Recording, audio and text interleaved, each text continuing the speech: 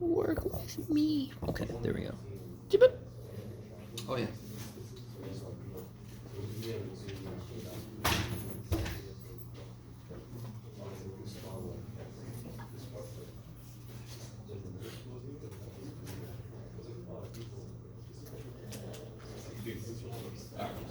Just reduces the glare a bit. So guys, are there any questions before I jump back in? It's a very small question. Nice. You mean if the font's really little? No, go ahead. I'm sorry. That was a joke for myself. It's illegibly small. Oh. Yes. What section? Question 5. When it says compute the transposition of x times a. Oh, here, this guy? Yeah. Does it just want us to transpose that small 2 by 1 or 1 by 2? No. It looks like they've already. This is X transpose. Oh, And this A is A, and this is Y. Oh, okay. Yeah, 'cause I was Yes. thinking. For, It's kind of question- related to something we're going to talk about today because we still have to finish up 2.4. That's related to something we're about to talk about. Yeah. For question 28 of Oh. 2.4, I think it was the last question too. For the second portion of that Oh, question. yeah. Do you ever see this? Yes? So, Then you know it's going to be a little extra. Yeah. so for the second portion, I found a matrix, but is there like an effective way? Because the way Oh. I did was not. It was a lot of guessing. Try to do find one where p squared is true, p cubed. If you do a few more examples, you might start to see a pattern in what you could do. Or take a look to see what you did and see if there's any more efficient ways to get to what you did. Do you see what I'm saying? Yeah. I'm trying to leave the door open for you to kind of explore it a bit. Because the way to see a pattern is to give yourself more examples, right? So if you try to answer the question as if they said p squared, p cubed, maybe you'll start to see some pattern showing up into how things have to be set up. Does that make sense? Yeah. Okay. This is like a little extra thing, right? So if you're really curious, I want you to you can play with it a little bit in all your spare time. Okay. Anything else from the homework stuff? Let me say this about homework. Okay. We've already discussed a lot. We discussed it earlier today. If you missed out, you missed out. We discussed Strang's really weird, open, conversational, very loose style of doing things, yes? When you're doing the homework, do as much as you can. Come to class, ask questions. Let me see if you can really understand what I'm about to say. Self-censor in terms of don't say weird shit, but don't self-censor in terms of stopping because you're like, he probably can't do any more questions. That's my job, right? So you just keep asking questions until I go, all right, see me after class, we have to get to new stuff. Does that make sense? That's part of my job. Your job is to ask questions. My job is to stop you, keep going, and then tell you to come back and ask me. Does that make sense? So I have no problem with you asking questions. I have to tell you when to stop so we can keep going and keep on pace. Yes? Because I know all too well that some of these are worded really strangely. He sometimes does ask you things that are based on something he hasn't even discussed yet. Yes? I know that happens. So just do as much as you can, ask as many questions as you can, and if you turn in a decent attempt at most of the homework, you'll be fine. Yes? I'm not even sure if I want to tell you this, I almost just said, do as many problems as you can and come with questions. But the last time I did that, very few people did much homework, and everybody bombed the first test. Yes? Because we're human. We're going to do what's due. And if I'm in another class where stuff's due, and you're saying stuff's not really due, then forget you. I got to do the stuff that's due. Yes? Do you guys? But I need you to understand then my real philosophy about homework. If you don't do every single problem fully, I don't care. I'm going to tell you you'll finish it, but the important part is, can you do enough so you get the idea about what the concepts are from every section? Does that make sense? Maybe? Maybe? All right, the weirdest thing I ever heard somebody say was, I didn't do any of the homework because you assigned too many problems. I feel like that weird John Travolta thing. So that makes so little. That makes negative sense. That makes negative sense. Yes. Yeah. Just do as much as you can. I don't care what the hell class you're in, what's going on. Do as much as you can. That's it. I mean, that's what I did, and that's why my report cards had personality. Because some teachers counted homework more, and I physically couldn't do the homework because I had 3 freaking jobs just so I could afford to go to college, right? Blah blah blah. Walk uphill both ways. But you guys kind of look at. I just did as much as I could to be ready for the test. Yes. Okay. Sorry. Does all that make sense? Make homework your own. Do as much of it as you can. I'm going to hold you accountable. You're going to do what's reasonable within your own circumstances, right? And ask questions if this guy is being weird, because he is. Okay. You either start off weird or you become weird quick if you get into math. So, that was a little bit of both. Okay. Anything else from homework or general stuff? Okay. The book is possessed. So we need to, very first thing I want to ask is, I know somebody did this immediately, but I gave you guys an assignment. You guys remember what it was? What's it called? Transpose, inverse transpose, transpose inverse. Oh boy, what is this guy doing? Everybody give me a moment. There we go. Good Lord. Okay, yeah, so I asked you to investigate if this statement was true. So I know one of you guys kind of made up an A, found an inverse. So you got to make an A that's invertible, correct? Did I tell you what size matrix? I didn't say, so you could make a 2 by 2. If I were you, I'd make a 2 by 2 because you could find the inverse easy, yeah? Okay. Did anybody else do it, or did just one of you guys do it? Anybody else play around with it? All right. Yes? All right, so I know you did. What matrix did you pick? I picked 1, 2, 3, 4. Was it 1? 1, 2, 2? 3, 4. 3? 4. 4, okay. So simple. And then what'd you get for the inverse? Inverse, I got. Real quick, what's the determinant, guys? 2. Sorry, Negative negative 2. 2, right? 4 minus 6? Yes. So it'll be negative 1/2. And then how do you switch things around? I got negative 2, 1, 3, half, 1. You got the negative 1/2 out front, right? Oh yeah. Oh, 4, negative 2. 4, negative 4, 2. negative 2? 3, 1. 3, Yes. Negative 3. negative 3 Oh, sounds negative better. 3. 1, is that good? Okay. And then if you bring this in, A inverse would be negative 2, negative 1, negative 3 half, I'm sorry, positive 3 halves, positive 1, negative 1/2. Okay, good. So what is A transpose? A transpose, what is A transpose? 1, 3, 2, 4. Yeah, like this, yes? Okay. And what is A transpose inverse? Same thing. Same thing as what? Inverse transpose. Well, we haven't done A inverse transpose yet, so you don't. Same both. So A inverse transpose would be just turn this around, right?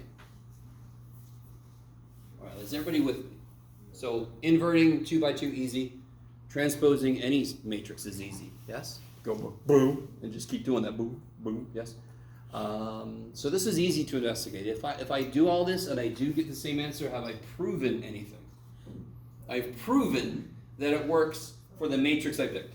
That's all I've proven. So let's prove it. Did you also do some? Or no? Were you? Same one? Okay. What are the odds? Okay. So let's try to prove it. How the hell would I prove this? Well, real quick. What is the fundamental thing that an inverse matrix does? What's kind of like its reason for existing? It's kind of like antimatter. Yes? Time. If I take an inverse matrix and I multiply by the original matrix, I get I. Now watch. If I transpose both sides, do you guys remember how the transpose of a product of matrices works?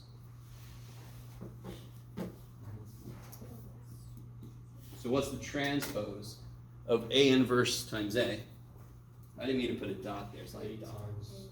A transpose times Here. A inverse transpose.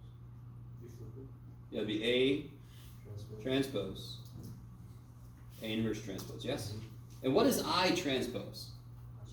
Just I, right? Okay. I like it. But if but what do I multiply A transpose by to get I, by definition? Don't I multiply by its inverse? Any matrix you give me that's invertible, what do I multiply by to get I? Its inverse, yes? So what does this mean? The first one we got by starting with what an inverse matrix does. Yes? Are you guys really with me? Are you with me? And then I just transposed both sides and got it transposed with an inverse, and it's just sitting there, yes? It's just sitting there, it's true. It's like, here I am. And then I just wrote this. Where'd this come from? Any matrix times its inverse is the identity matrix, correct? If I compare what must be true about these two things, they have to be equal to each other, yes? If a matrix is invertible, it has a unique inverse. It doesn't have more than one inverse. Stop for a minute. So therefore, if that's this guy's inverse, and this is this guy's inverse, these two have to be equal to each other. So that is a proof. In fact, it's great because did I say what dimension A is? No. No. Okay. Stop for a minute. Is that okay? No, I don't want to spend more time on that. It's not a huge, amazing thing, but it is a good little thing to know that A inverse transpose equals A transpose inverse. Just a good little thing to know. Okay. How's it going to help you buy lettuce? I don't know. Somebody actually said that to me one time. How's this going to help me buy lettuce? Okay. Oh, quick little side note. Somebody give me 4 non-zero mix of positive, negative, relatively small integers. -3. -3. 2. 2. -1. -1. 5. 5? What's A transpose? You could do it, Jeff. Okay. Take a minute or less and multiply those together. Do A times A transpose. Okay.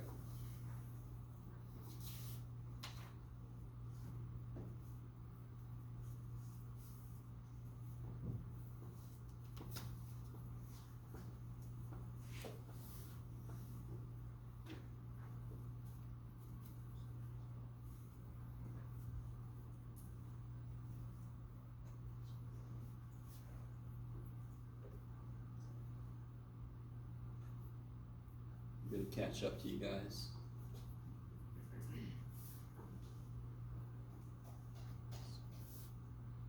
Okay, this is all right. This doesn't have to happen exactly like this, but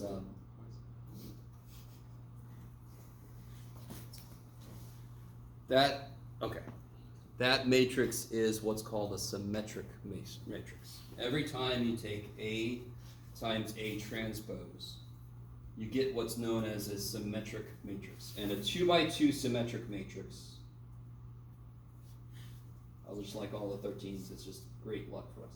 A 2x2 symmetric matrix will look like this, A, B, C, C. Does that follow that pattern?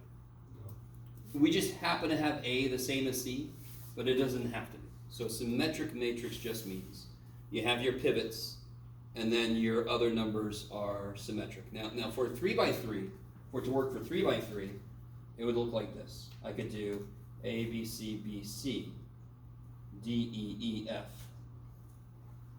So I have my pivots, and then I have BCE mirrored by BCE. Do you see what I mean? Yeah.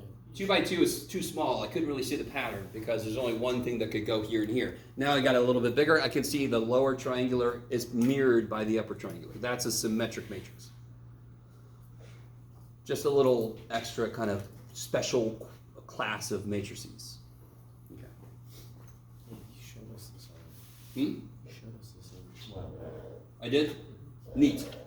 I could repeat myself. I'm an old man, we do that.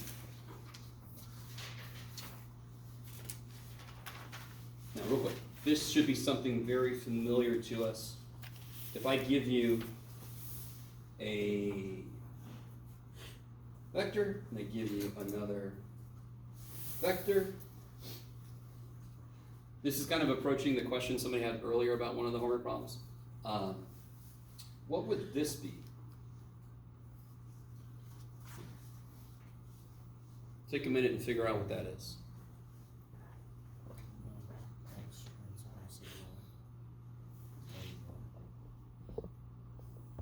Write it out and figure out what the answer is.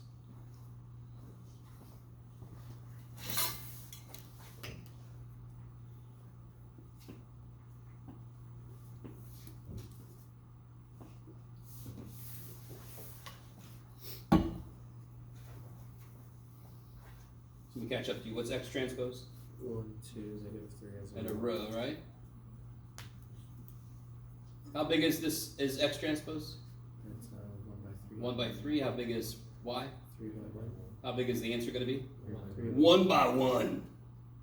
Right, the inner one's got to match for it to work, and the outer one's how big the answer's going to be. So I'm going to get one big old number here. So what do I get? I get 2 minus 2 minus 3. -3. So I get -3. What is that also known as? Dot product. So this is another way to represent the dot product of two vectors. Dot product is also called the inner product because it doesn't allow for, do I get like 1 times -1? No, I don't get these outer, these other kind of products happening. Now you gotta be really careful. In this class we have talked about dot product. In my 281, if you took 281, or if you're taking me now, we talked about another kind of product, which is called the cross product. There is a third type of product that is related to cross product. In fact, if I adjust it in a way, I could use it as a cross product analog for higher dimensions. So cross product only works directly in 3D. It only works in R cubed. You with me? I don't know if you guys, how many people have never heard of cross product? That might be true. Okay. Yo, it's about to say. It's about to say. So, somebody asked me once about, is there, because I said cross product only works in R3. There is another kind of product. There is another kind of product that's called, so this is sometimes called the inner product. We know it as the dot product. Take a moment now and do this.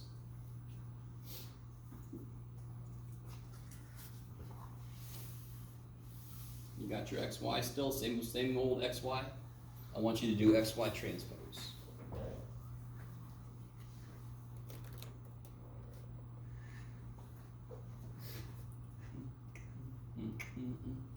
Why is it going to suck a bit more?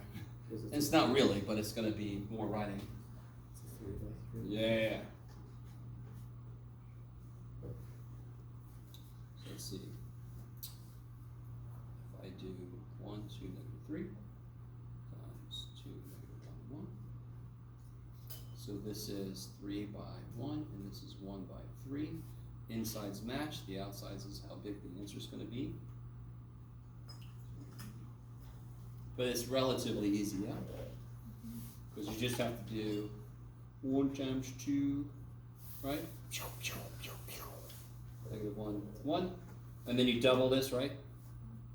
2 times, so you get 4, -2, 2. And then you negative triple, -6, 3, -3. Shabow.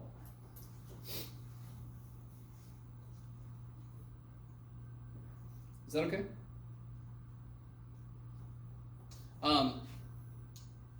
Let me see. What are these? Do these along the diagonal look familiar? They might not immediately look familiar, but what'd you get for the dot product? 2 minus 2 minus 3. 2 minus 2 minus 3. Pivots. Yeah, the pivots are actually the parts of the dot product.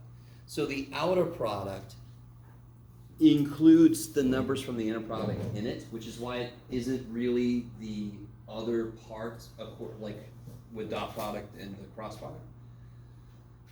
But I could use an outer product in higher dimensions to be an analog to a type of cross product. Just to let you know. You can search that if you want to. It's not something that's in our curriculum, but I might as well let you know. Blah, blah, blah. Okay, good.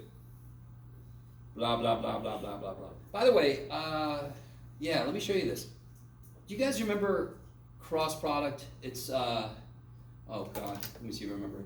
It's A2B3 minus B2A3, right, comma, blah, blah, blah, yes? So just very quickly, if I had A1, A2, A3, and I had B1, B2, B3, and I multiply that shit out, I get the diagonal is the dot product elements, yes?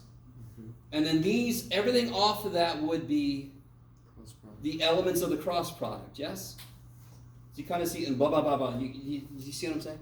You guys see what I'm saying? Does anyone see what I'm saying? The diagonal are the elements that I would add for the dot product. Off diagonal are the elements that would go into the cross product.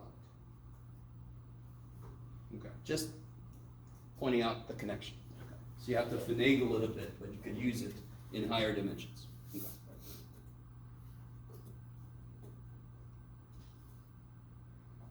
Okay. Okay, enough of that. Blah, blah, blah. There's a slightly better way to define transpose of A. I'm not going to spend, this is a little side note. I could define transpose of A to be the thing that makes this statement true.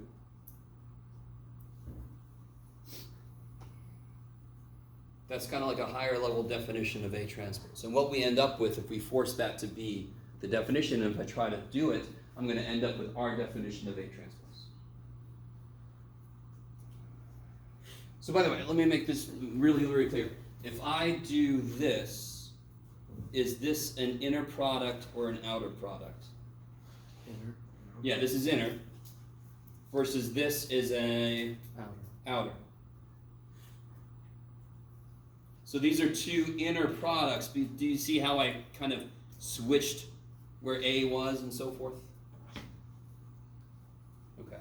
So there is there are some applications in which this is important, and that's where the definition of this really should be set as the matrix that makes this equation true. That is another way to define A transpose. It's a little weird after you actually see what it is. You just switch the rows and the columns, and you're like, okay, well, that's what makes that work. So there you go. Okay. Just a little side note, nothing major. Just wanted to throw that at you, just to make sure you're as confused as I can make you. Okay. Yeah, I had a little example. We're not going to do it. That's just going to waste time. A little more about symmetric matrices. There's in keeping with Strang's approach, which is, just like me, how can I confuse a student more in this moment? And one thing he does is he'll do something that he hasn't discussed yet. So there's a problem earlier that talked about something like this. I had the D in there in the middle, yes? And he hadn't discussed that yet. Considering the components of a matrix, what do you think that D might refer to? The diagonal. So, just as a real quick little, again, this is not a huge deal, but you guys all remember good old LU, yes? So, where's my little matrix? Yeah, so if I have a matrix, 1, 2, 2, 7, and this is what kind of a matrix? What's a little special about this matrix? Symmetric. Look at. If I do the LU for this, just to cut to the chase, and this is a 2x2, so if you do the whole process, it wouldn't take that long. But there's the LU. There's L, there's U. Are either one of those symmetric? Are they? Yeah. Which one's symmetric? You sure about that? What's it take to be, why is this symmetric? Because the twos are. Pivots are whatever they want to, but the upper lower is mirror image. Is that true? No. Is that true here? No. Okay, so let me ask you again. Are either one of those symmetric? No. So we had a matrix. It had a beautiful characteristic. It was symmetric. Symmetric matrices are fantastic. They make a lot of our processes quicker. When I did LU, I lost that. That sucks. That's bad. So what I could do is I could do one more step. Here's what's kind of cool. And again, I'm not going to do. Let me see. What would L transpose look like? 1, 2, 0, 1. Yes. Now, let me see if I can get you guys with me. Little side note. If I have a diagonal matrix, just watch. You don't have to write this down. Well, you can write it down. If I have a diagonal matrix and I multiply it by something like this. No, this is different, Jeff. 1CD1. Can you guys see what this would do? This would make it A, CA, BD, B, yes? So it's effectively, the A just multiplies the first row, and the B just multiplies the second row. Do you guys see that? That leads to an ability to just, see how that 1, 2 is right there? See if I multiply this by 3, it would be 3 here. So if I put in here, if I just put 1, because I want this to stay the same, and 3, because I want that to become 3, are these symmetric? No, but are they symmetric with each other? Yes. Is this symmetric? Yes. So now you have kind of 2 levels of symmetry. This is symmetric because these are mirror images, yes? Mm-hmm. These are kind of nifty because they're sort of symmetric with each other. So you've recaptured the symmetry your original matrix had. Which again, understandably, you're sitting there going, that's good. But symmetric matrices make a lot of operations quicker. So if I have a symmetric matrix, I want to keep that quality as long as I can. Yes? How do you get 0 top right and B? Which one? Sorry? And B up there? Oh, okay. So my point up here was the effect that a diagonal matrix has, and these don't have to be 1s, by the way. I just wanted to make it a little more like what I had here. The effect this would have is this would just multiply these, this would just multiply these. Yes? Now, if I take L and I do L transpose, I want this to be 1, 2, so I want a 1 here, and I want this to be 0, 3, so I want a 3 here. So when I multiply this by 1 and multiply this by 3, these together make this. So this is yet another factorization of this. And I recapture my symmetry. Okay, I like it. So on my level, mathematically, that's cool as shit. Yay.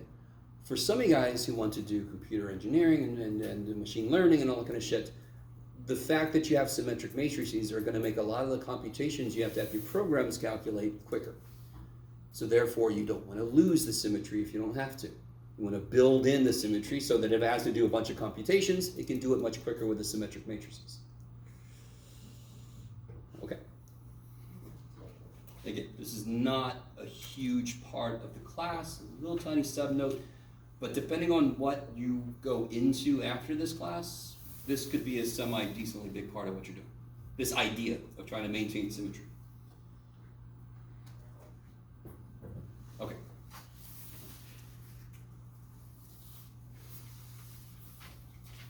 All right, now we get into, so that's the end of chapter 2, because we don't do section 2.5, just because we don't. People before me didn't, so I'm like, I'm not going to rock the boat. I won't do it either. It is kind of neat. If you have like lots of extra time, you're sitting around going, what could I do with my extra time? Read through section 2.5. It's nifty. If you don't do it. Okay. Can you guys tell me any of the spaces that we've talked about? Column space. So we've definitely talked the shit out of column space. Yes? You're like, good God.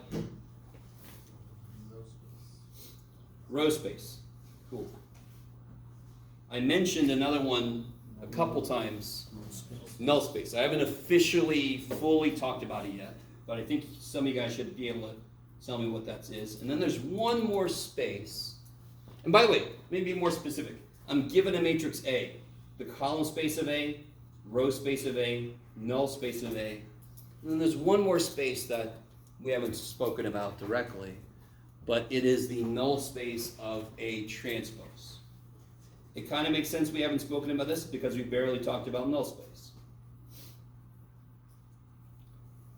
What letter do we use to denote the dimensions of column space and row space? C. A equals C. C of A is kind of like the composition of the vectors that together would create the column space. How big is C? When I do A equals CR, what letter?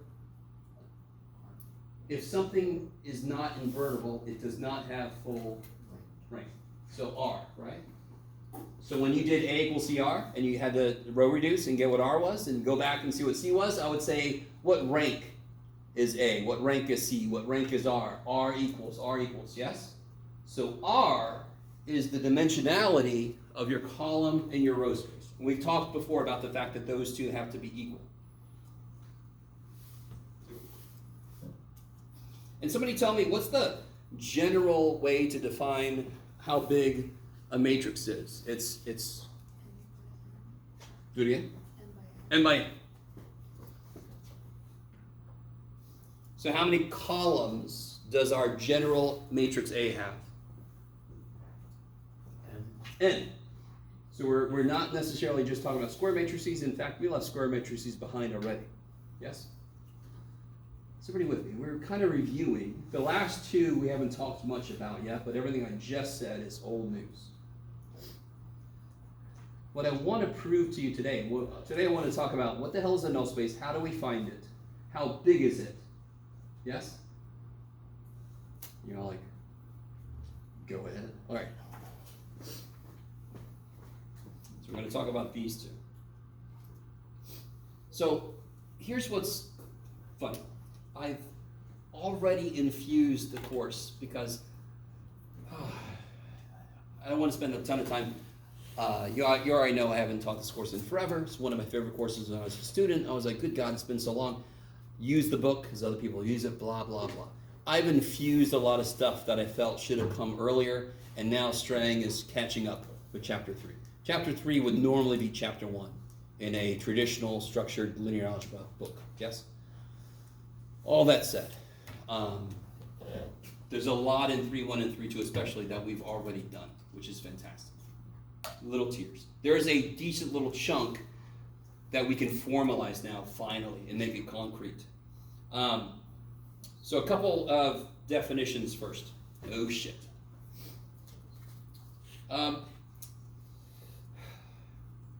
So Rn. How big are the vectors that live in Rn? N. That's crazy. So Rn contains all vectors of size n. Length n, size n, however you want to say it. Dimension n.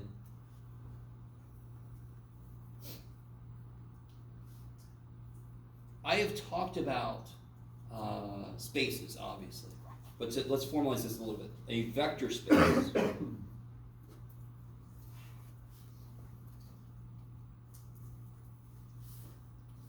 so vector space is a space that is spanned by, let me put all this down. Vector space, an example of a vector space would be R cubed. And R cubed, what are the building blocks of any vector in R cubed? And why does it make sense that there should be 3 of them? Yeah, so the building blocks of R cubed are 1, 0, 0, 0, 1, 0, 0, 0, 1. Yes? X, Y, Z. Okay. I like it. I think I just did my right-hand rule correct. Yes. So obviously, if I was talking about R20, how many building block vectors would I need? 20. Yes? What's got to be true about the vectors that I pick? These are the best vectors. Are they the only vectors that when I combine them, I would get all of R cubed? Hell no. In fact, if I have a 3x3 matrix and it is invertible, what does that mean about the columns in that matrix? They span R3. You guys with? Okay. So, basis vectors. The best way to represent basis vectors are in their reduced form. Yes? Do they have to be in their reduced form to create all the other vectors? Shit, no. Yes? We've seen that. Okay. And very quickly, so vector space is the space spanned by a collection of basis vectors. Space spanned, let me be a little more specific. Space spanned by all linear combinations of a set of basis vectors. So if my basis, if U and V, this is an example, if U and V are basis vectors for a space, and I'm going to say a subspace, okay, just to be more specific here. I maybe just gave away the game here. Do you know what the dimension of the space that they live in is?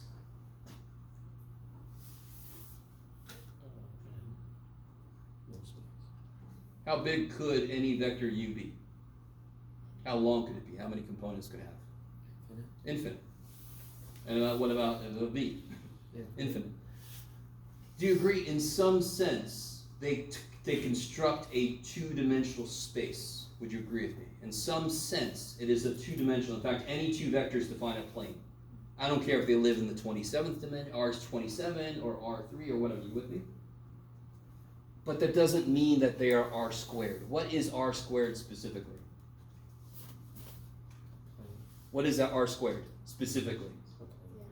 The XY plane. That's R squared. Couldn't I have a plane tilted? It's not the XY plane? You agree it is two-dimensional, isn't it? Why is it two-dimensional? Because they can only go two directions, and any combination of those two directions. Therefore, it's two-dimensional. Is it R squared? No. Good. You guys with me? Okay. I've been a little loose on what I'm allowing with some of your answers up to this point, because we didn't really solidify this idea. But it being two-dimensional does not mean it's R squared. They could be vectors from R7, but there's only two of them, so they make a two-dimensional subspace. So a subspace is a collection of vectors that are part of a larger space. So R3 could be the vector space, and then a plane that those two span would be the subspace. Now, if they really are supposed to be a basis for a two-dimensional plane, they better do what? They better be how related? You can do it.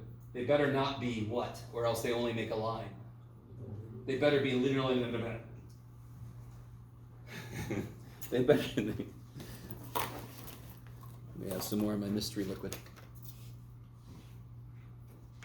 They better be literally independent. Yes? Or else they only make a line. So, is a line a subspace?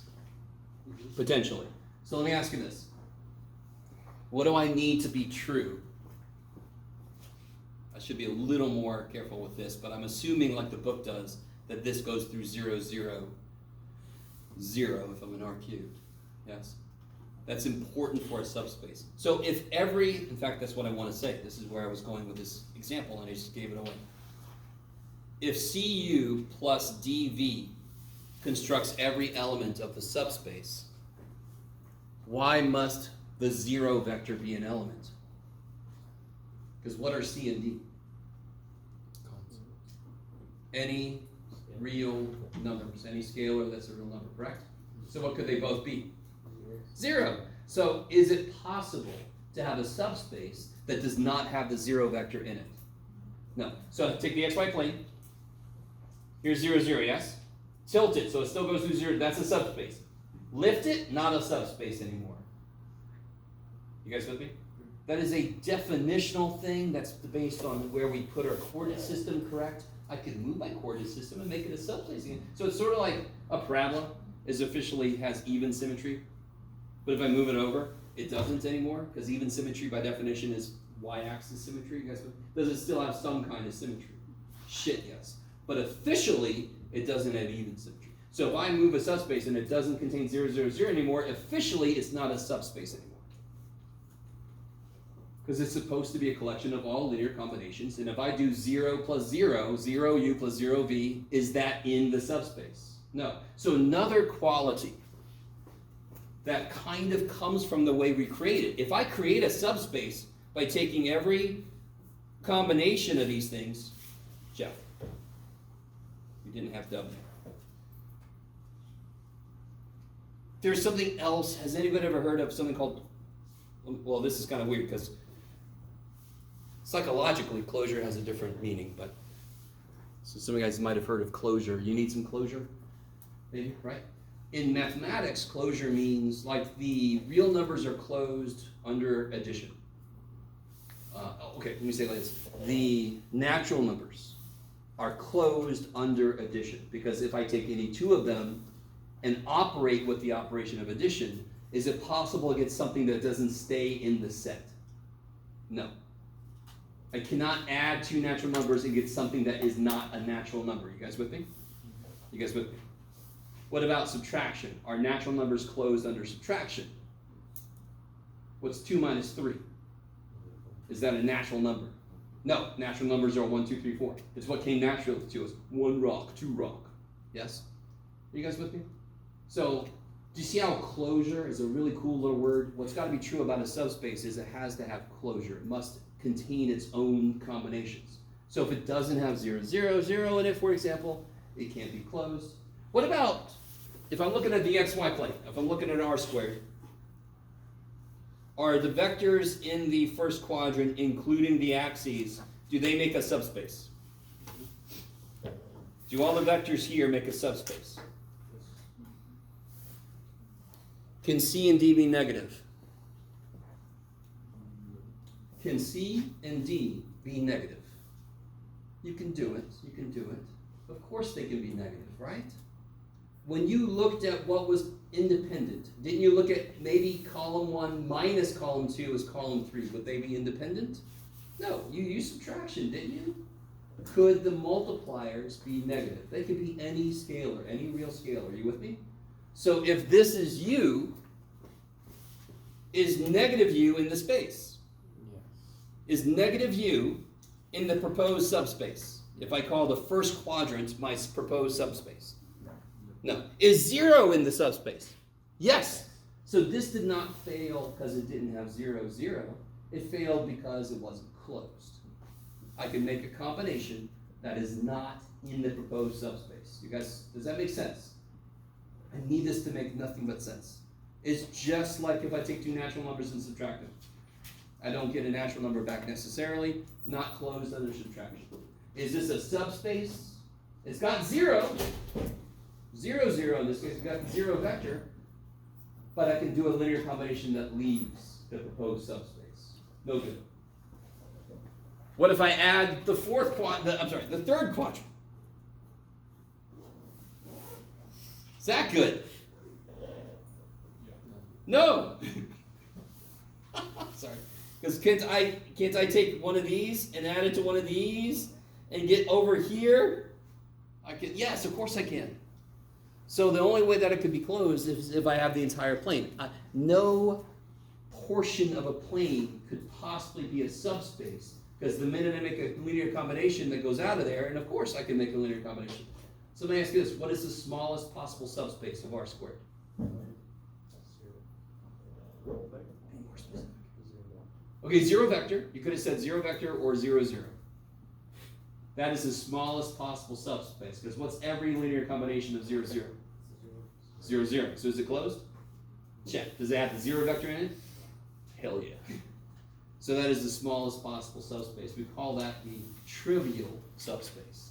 Of course it's got itself in it, and it only makes itself. Okay.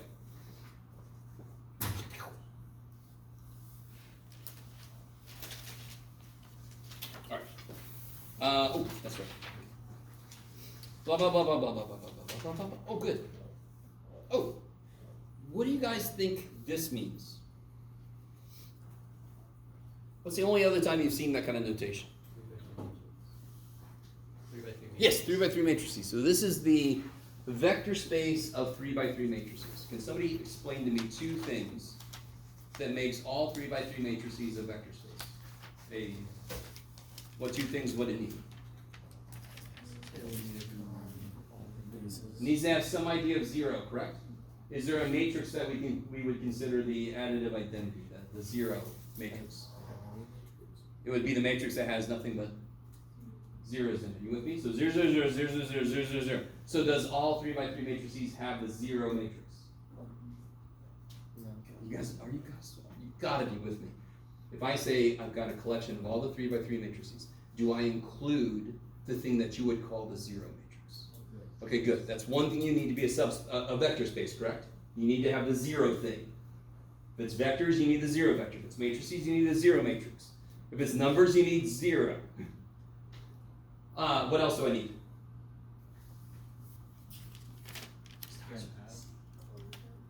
I need closure. I always need closure. Dear God, I need closure. If I add two 3 by 3 matrices, do I get something that's not a 3 by 3 matrix? Or do I always get a 3 by 3 matrix? Of course I get it. I love somebody over there who's like, of course you always get a 3 by 3 matrix. Okay, you guys see what I'm saying? So if I ask you, is this collection of shit a vector space or a subspace? What two things do you look for? Does it have the 0 of whatever it is? And is it closed? Is there a linear combination that would take me out of the space?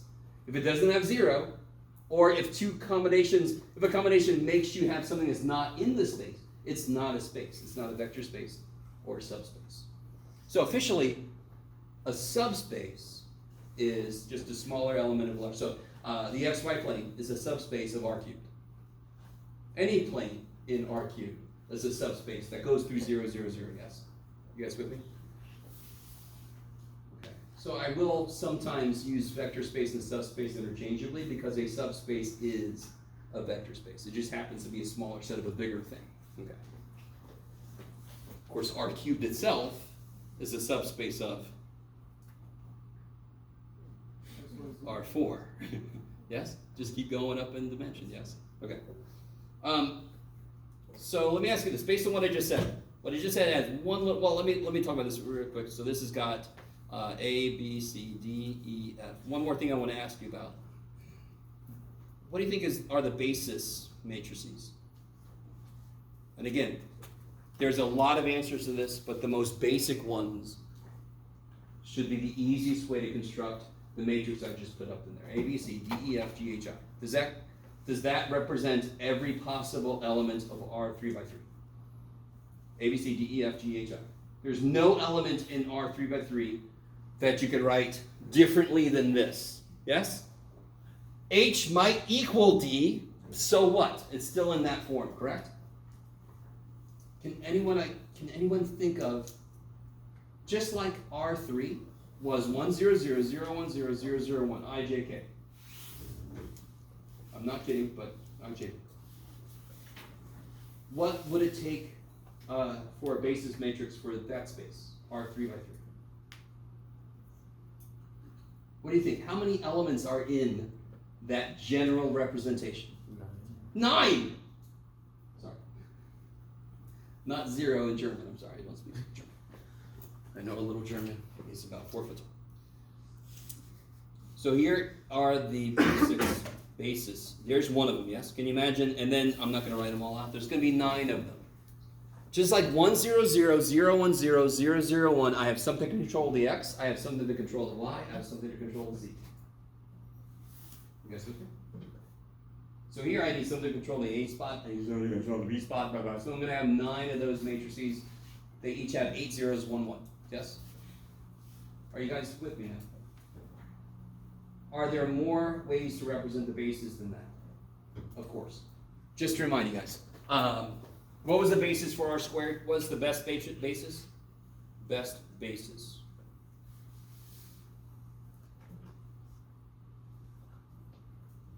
What's the best basis for R squared? 1, 0. So what's another way to think of bases? It's the elements I could use to construct any element in that space. So could I use those two to make any element? What about, is this a possible other set of bases? -2, 1, 3, 1. Yes. Yes? Yeah. Okay. Why? Because you can do -2. They are. They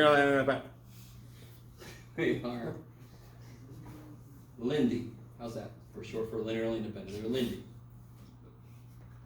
You guys see why? Because there's only 2 of them, yeah? That's easy. Now, if we had R3, it'd be a little harder, but what could we use to make sure they were linearly independent? We could row reduce, right? So, okay, so everybody understand the idea of a basis vector.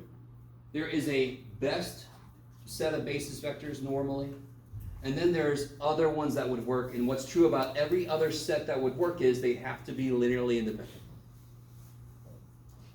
Would this work as a basis? 4, 1, -2, 7, 3, -1. Yes. Would that work as a basis? If it wouldn't work, you'd have to tell me a vector I could not create from those. So would that work as a basis? What's wrong with it though? I've got too many, correct? If my space is got a dimension of 2, I should only need 2 basis vectors. And in fact, what must be true about one of those? One of those has to be linearly dependent. It has to be Liddy. What? Let's not do that. It does take a little while to say those words, I know. You guys with me? Does that make sense? How could you determine? In fact, it's easy. Which one should I throw out? 2. Which one should I throw out? -2, 7. I don't care, any of them. Why can't I throw any of them out? Because are any 2 of them multiples of each other? Isn't that the only way that they could be dependent? You guys with me? So I could throw any of them out. Now I could put more, and then I know. It's not okay. Okay. So how do you feel? Do you feel good about this idea of basis? I've used that word before. I've used the word span. So a set of basis vectors spans a vector space. Sounds like a tongue twister. She sells seashells, but down by the vector space. Okay. Blah, blah, blah. Okay, good. I already did that. Yeah. Ha-ha. Oh, I don't want to talk about that. You could have vector spaces of polynomial functions. You could have vector spaces that ax squared plus bx plus c, and the basis vectors would be 1, x, x squared. Does that make sense?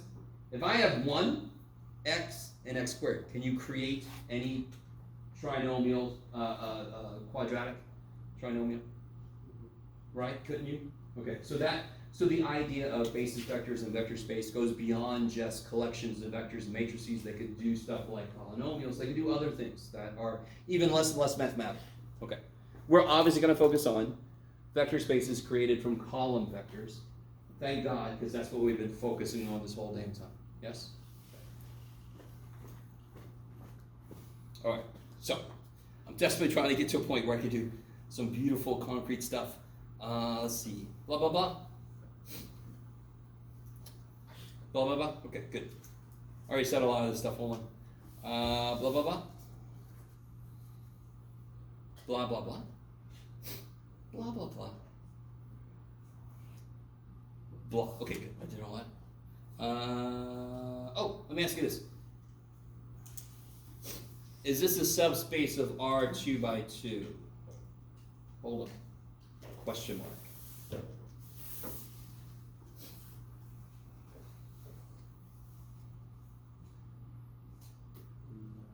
Is it, now obviously, it wouldn't create, now listen, do you really understand what that is?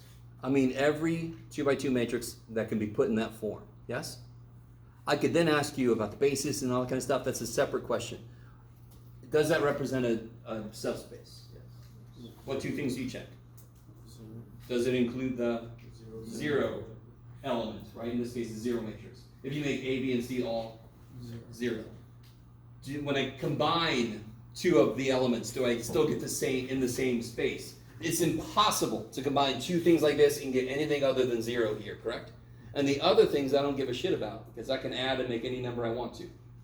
You guys kind of with me? What about this? Is this a subspace of, so check. Is this a subspace of R2 by 2? What's a fail immediately? It doesn't have 0, 0, 0, 0, yes? You guys see that? You cannot make 0, 0, 0, 0. Okay. So no good. Okay. Shabow. Right, yeah. This does not contain 0, 0, 0, 0, and if I multiply this by 0, I get something that's not in it. So it's both not closed, and it doesn't have the zero matrix. Yes. Bah, bah, bah, bah, bah. Oh, good.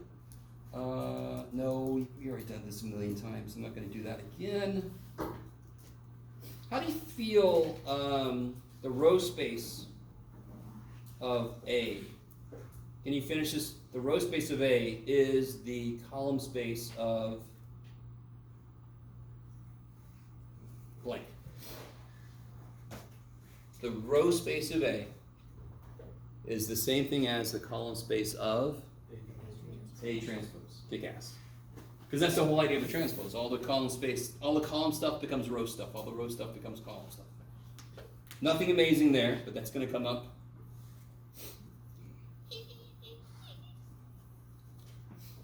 Okay. Blah, blah, blah, blah, blah. Oh, okay. Little side note. So we said this already. This is what I was looking for. I want to do this little concrete thing real quick. Then we're going to do some null space stuff. All right, this has all been definitions, little side notes and stuff. You can tell these are linearly independent. How? They're not multiples of each other. So together they form a basis for R2. Yes. And if I take any linear combination of these two, I get another vector in R2, correct? All right, so let me call this one A and I'm going to call this one B. Don't worry, I'm not going to do that. Just okay, so if I take, you could do a Jeff, 4A plus B, what do I get?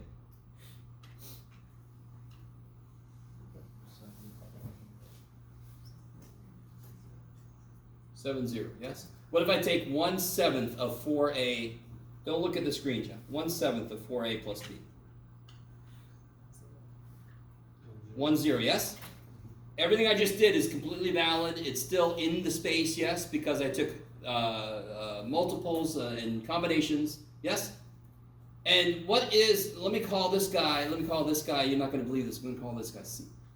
What do I get if I do, you can do it, Jeff, C minus A?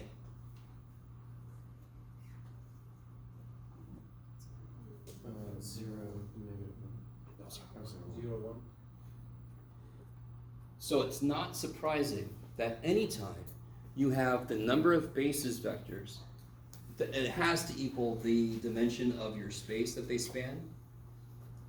If that's true, and the vectors and your basis isn't like the best form, and what's the best form?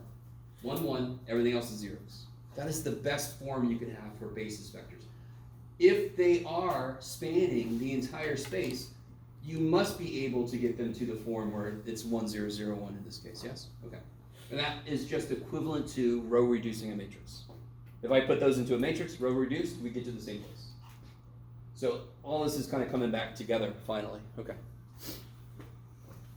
There's a method to the madness. Okay. Okay, good, beautiful.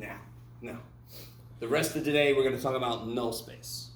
You already know how to find the column space. What's the quickest way to find the column space if I give you a matrix A? Yeah, you could look for it, but can you always see that? Can you always just see it? If I gave you a 6 by 6 matrix A, can you just on sight see exactly which ones are independent? If you can, oh, holy shit, you're a version of Rain Man, yes? somebody drops a matrix and you're like, 3 independent columns, It's like, whoa, wow. Sorry. Sorry, it cracks me up. So, if I get CR, then I know the dimensions of my matrix. We actually earlier talked about how to get from there to, I actually had you guys create the answers that would make the output 0 for AX equals 0. That is the null space. And I think I did mention that the null space sort of fills in what's missing from the column space. If your matrix is 3 by 3 and your column space has rank 2, what does that mean? Well, what's that mean immediately? That means that one of the column vectors was dependent. That means how many answers are there to AX equals 0? Infinitely many. But where do they all live is the next question. They all must live on a line. Because, well, let's see it. Let's do a concrete example. Dear God, Jeff, can you do a concrete freaking example? Yes, I can. So let's say we have a matrix, and just to get there, let's say we row reduce it to this. Yes?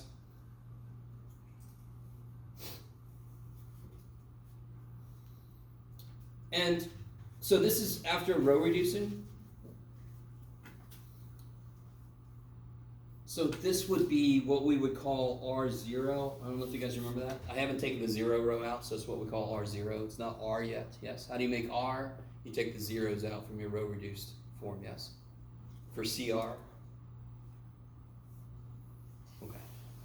So, to get the null space. Now, can somebody tell me if this is the row reduced thing, and let me say that A, let's say that A, do I have a full example? I do. Let's say that A is, sure, let's say that A is 4 by 4. So what is the rank of A? 2. Because how many linear columns? 2.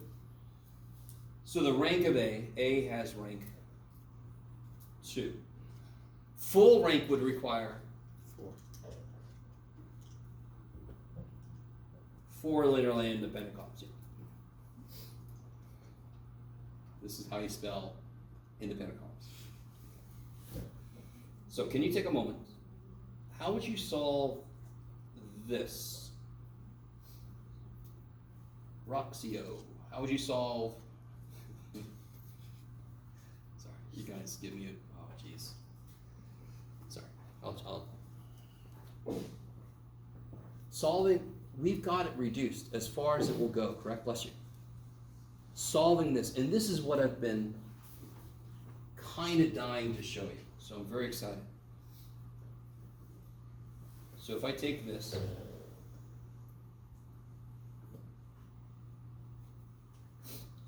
multiply by our x, in fact, well, yeah, sure. Is everybody cool that that has to have 4 elements? Because how big is this? 4 by 4. 3 by 4. This here. And this is got to be 4 by something. And of course it's a vector, so it's 4 by 1. And I want this to be 0, 0, 0, 0, yes? Keep in mind, this would be like the x1 column, the x2, the x3, the x4. Is that cool? You guys with me? Yeah. Also, wouldn't it be a 3 by 1 at the end, not a 4 by... 4 by 1 because it's 4. You see the x4 down here? Yeah, Okay. but since it's no, I'm talking about the zeros. Wouldn't it be 3? Oh yeah, I'm sorry. Thank you. It should be. That's what I was about. I totally forgot to do. It should be 3 by 1. Thank you.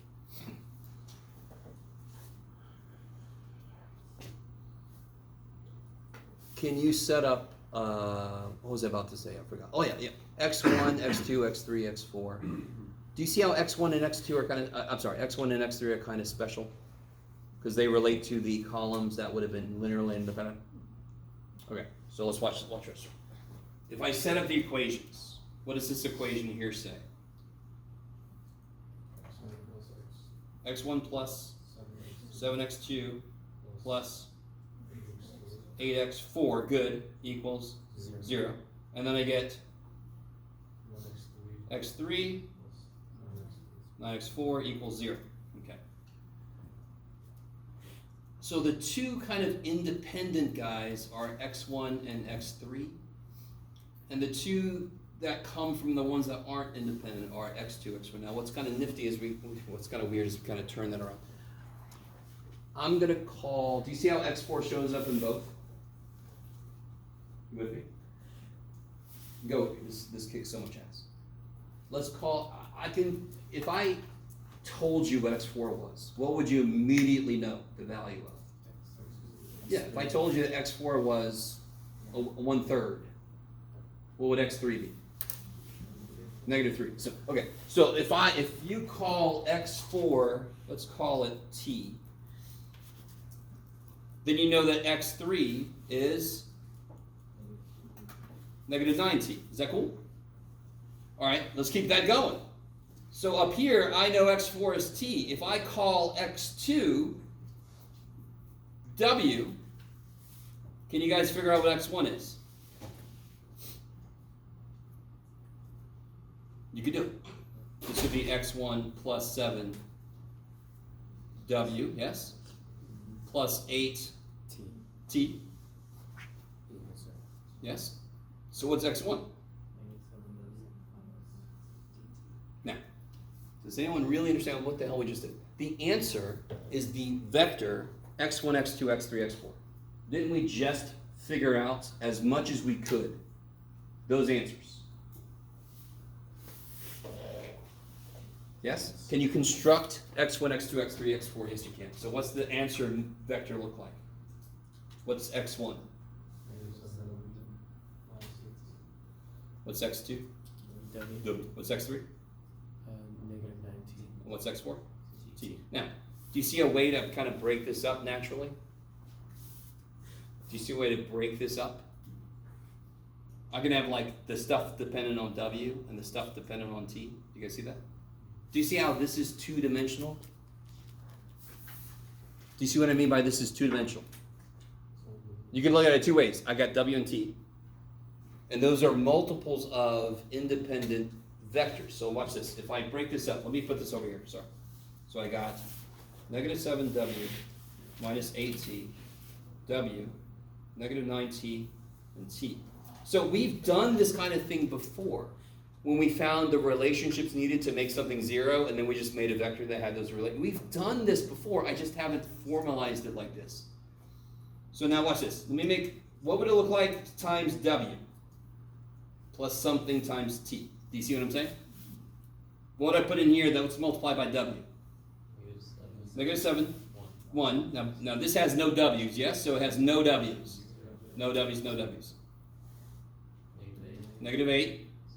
No T's. -9. 1T. These two are the freaking basis vectors for our freaking null space. You have no idea how long I've been waiting to say that. Okay. We've been dancing around this. We've been dancing around this because I didn't want to shove too much on you that the book hadn't gotten to yet. Yes? But we basically have done this before. This is just more formalized. The book does it a slightly different way. They choose numbers instead of W and T. You can do it that way if you want to. This is the way I always did it, and it just makes more sense to me because I can only see what I've written down is all linear combinations of those two, which tells me that is a subspace. Yes?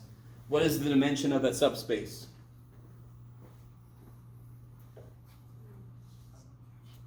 It's not that big of a deal. How many vectors make it? 2. So what's the